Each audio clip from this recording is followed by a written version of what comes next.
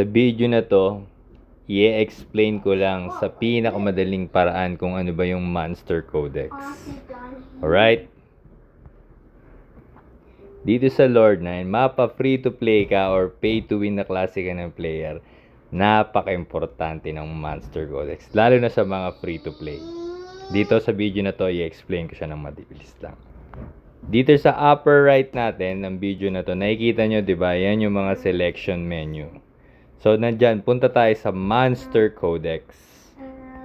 Pag tinap mo yung Monster Codex, ayan, kagaya ko, pupunta ako sa Northern DN. Ang effect ng Monster Codex, kapag pilit mong pinapatay or lagi mong pinapatay yung mobs, ayan siya.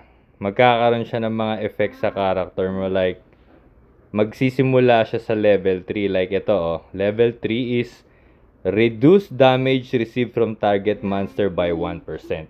So, imagine na makukuha mo lahat yung 1% na yan. Ilan ang total niyan? 1, 2, 3, 4, 5, 6, 7, 8. 8% na less ang damage sa'yo ng monster.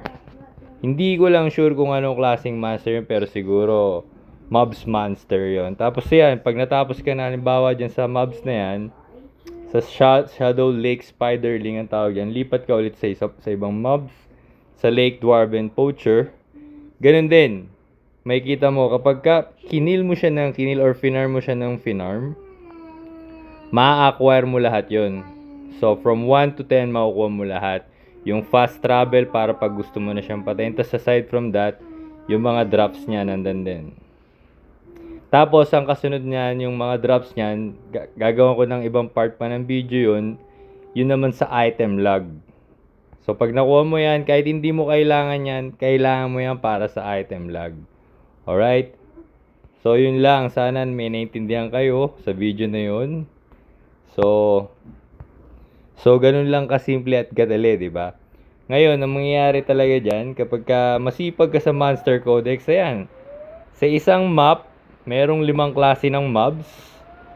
Kagaya niyan, 5 sila. Pag nakuha mo lahat yan, so lahat yung buff na yon or lahat ng effect nun, papasok yun sa character mo. So, imagine mo yan, no? Damage received, magpapatong-pato.